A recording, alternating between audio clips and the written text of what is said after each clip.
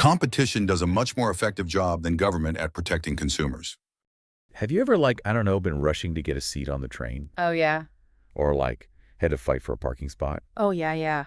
All the time. I think we run into competition pretty much every single day, right? Yeah, absolutely. Even if we don't realize it. We don't think about it. And today, we are diving into the idea of competition. Yeah. And this goes way beyond, those little things that we just talked about. Right. Like, we're talking about innovation, Yeah. economic forces, and even personal growth. Uh-huh. So today, like, we're going deep into competition Okay. and how it shapes the world around us. I like it.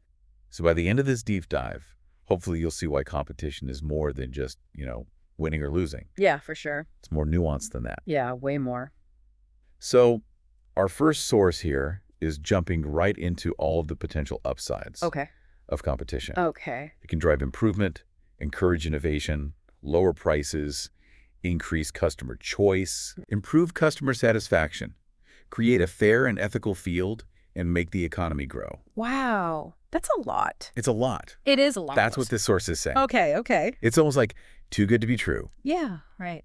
So what do you think about that? Well, I mean, I think each one of those has kind of like, it's more complex. Yeah. But the basic idea is that competition can lead to better outcomes. Uh-huh. Like, think about cell phones, back in the day. Yeah. When they were like those big bricks. Oh, yeah, those huge. And they were so expensive. The battery was awful. Yeah.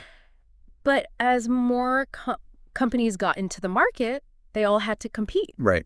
So they're competing for your attention. Yeah. They want you to buy their phone. Totally. And that's what led to like these amazing smartphones we have now. Yeah, and you see those old phones in the museum. In the museum. And you're like, oh, wow, this is crazy. Uh-huh. That said, though, focusing on this whole lower prices thing. Yeah. Is that always like a benefit?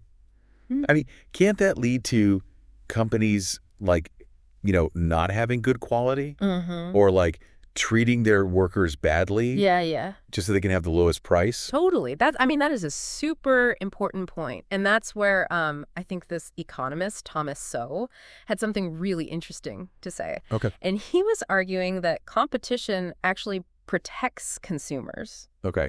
more than the government does. Oh, interesting. And he was talking about free markets. Yeah.